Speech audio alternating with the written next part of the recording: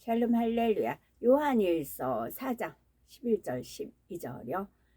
사랑하는 자들아, 하나님이 이같이 우리를 사랑하셨은즉 우리도 서로 사랑하는 것이 마땅하도다. 어느 때나 하나님을 본 사람이 없으되 만일 우리가 서로 사랑하면 하나님이 우리 안에 거하시고 그의 사랑이 우리 안에 온전히 이루어지느니라. 아멘. 요한일서 4장 10절에 하나님의 사랑이 우리 가운데 어떻게 나타났는지가 있지요. 사랑은 여기 있으니 우리가 하나님을 사랑한 것이 아니요 오직 하나님이 우리를 사랑하사 우리 죄를 위하여 화목제로 그 아들을 보내셨음이니라 했습니다. 우리는 죄 가운데 살면서 하나님을 대적하고 멀리했지요. 이런 죄인들을 살리시려고 하나님께서는 흠없는 독생자를 내어주셨지요. 죄인은 거룩하신 하나님을 만날 수 없고 교통할 수도 응답받을 수도 없습니다. 하나님을 먼저 사랑할 수도 없지요. 그런데 하나님께서 우리를 먼저 사랑하셔서 독생자의 피로 우리 죄를 사하셨습니다. 이렇게 해서 우리와 하나님 사이에 화목을 이루어 주셨기에 이제 우리도 하나님을 사랑할 수 있습니다. 구원도 응답도 축복도 받을 수 있게 되었지요. 이 사실을 결코 잊어서는 안 되죠. 나 같은 죄인을 위해 귀하신 하나님의 아들이 죽으셨다는 사실을 한순간도 잊어버려서는 안 되죠. 지옥불에 떨어져야 했던 나를 대신해서 예수님께서 사망의 고통을 받으셨습니다. 죄인이었던 나 때문에 순전하신 그분의 몸이 뼈가 드러나도록 채찍질을 당하셨죠. 끔찍한 못이 흠없는 예수님의 손발에 박히고 결국엔 온몸에 물과 피를 다 쏟아 죽기까지 우리를 사랑해 주셨죠. 그 피로 내 생명을 사신 은혜가 자나깨나 사나 죽으나 우리의 심장에 새겨져 있어야 합니다. 날마다 예수 그리스도 내 주의 십자가 나를 살리신 사랑의 하나님의 사랑에 대한 감사가 감격적으로 흘러나와야 합니다. 그 하나님의 사랑에 가슴이 벅차서 감사의 고백이 터져 나와야 하지요. 십자가의 고난에 대해 생각해도 그 사랑이 느껴지지 않는다면 내 마음이 얼마나 단단한가를 깨달아야 합니다. 예수님의 십자가를 생각하며 아버지 하나님의 사랑을 찬양해도 가슴이 벅차오르지 않으면 마음이 굳어졌음을 회개해야 합니다. 나는 마음이 너무나 악해서 감동도 못 받고 은혜도 모르는 사람인가 하면서 낙심하라는 뜻이 아닙니다. 그럴수록 더욱 간절한 마음으로 사모하여 하나님의 사랑을 깊이 깨달아야 한다는 말이죠. 종종 이런 의문을 가지는 분들이 있습니다. 나같이 세상 죄에 찌들었던 사람도 하나님께서 사랑하실까요? 나같이 잘난 거 하나 없는 사람도 하나님께서 아실까요? 나같이 보잘것없는 사람의 기도를 위대하신 하나님께서 들어주실까요? 이렇게 사소한 것까지 일일이 기도하면 하나님 앞에 민망한 일이 아니겠는지요. 우리는 너무나 추한 죄 가운데 살던 인생들이었지만 하나님께서는 진정으로 우리를 사랑해 주셨습니다. 그 사랑을 확증하기 위해 독생자까지 십자가에 내어주신 것이죠. 또 하나님은 너무나 크고 위대한 분이시지만 동시에 너무나 섬세하고 자상한 분이십니다.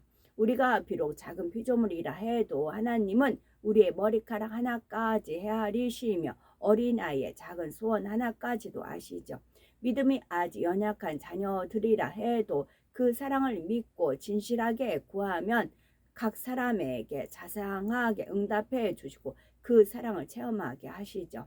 더구나 죄악을 버리고 성결되어 하나님의 형상을 되찾은 사람은 매 순간 하나님의 크신 사랑을 느끼며 살아갈 수 있습니다. 스바냐 3장 17절에 너희 하나님 여호와가 너희 가운데 계시니 그는 구원을 베푸실 전능자시라. 그가 너로 인하여 기쁨을 이기지 못하여 하시며 너를 잠잠히 사랑하시며 너로 인하여 즐거이 부르며 기뻐하시리라. 말씀한 대로 우리로 인해서 기쁨을 이기지 못하심으로 항상 하나님의 사랑 안에 거하는 우리가 되어야 되는 것입니다. 육적으로도 아버지가 자녀를 낳은 후에는 자녀가 성장하여 한 사람의 몫을 하기까지 그 삶을 책임져 줍니다.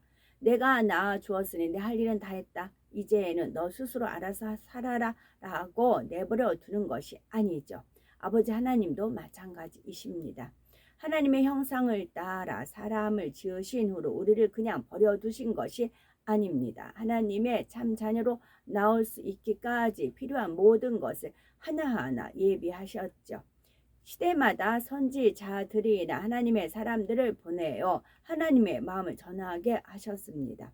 기사와 표적을 보여주셔서 믿음을 갖게 해주셨죠. 계명을 주셨고 진리를 알려주셨으며 충분히 하나님의 뜻을 가르쳐 주시고 그 뜻대로 살 수 있도록 도와주셨죠. 또한 때가 되어 예수님을 보내주심으로 구원받을 길도 열어주셨습니다.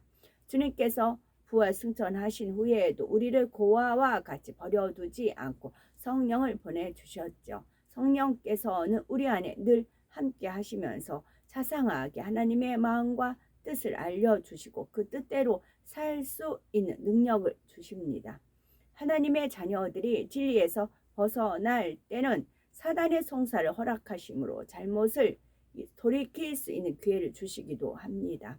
사단의 송사를 허락하셨다 해도 미워서 외면하시는 것이 아닙니다. 어찌하든 깨우쳐 변화되기를 기다리며 안타깝게 바라보시죠. 또 믿음으로 간구할 때마다 응답해 주시고 성령의 능력을 체험하게 해 주십니다. 이 모든 것이 우리의 삶을 책임지시는 하나님의 사랑입니다. 내가 너희를 창조해 주었으니 구세주를 보내주었으니 내 할 바는 다 했다 하시는 것이 아니라는 뜻이지요. 마치 자녀를 양육하는 부모와 같이 경작을 위해 필요한 모든 분야를 예비하시고 섬세하게 간섭하는 분이 바로 우리 아버지 하나님이십니다. 로마서 8장 32절에 자기 아들을 아끼지 아니하시고 우리 모든 사람을 위하여 내어주시니가 어찌 그 아들과 함께 모든 것을 우리에게 은사로 주지 아니하시겠느냐 했습니다. 우리는 이 사랑을 믿고 의지해 나갈 때 또 하나님의 뜻에 순종해 나갈 때 하나님은 우리의 모든 것을 더 섬세하게 책임져 주십니다. 모든 것을 아낌없이 주시는 하나님의 사랑을 더 풍성하게 체험하여 우리의 삶의 간증이 넘쳐나는 우리가 되어야 되겠죠. 아멘.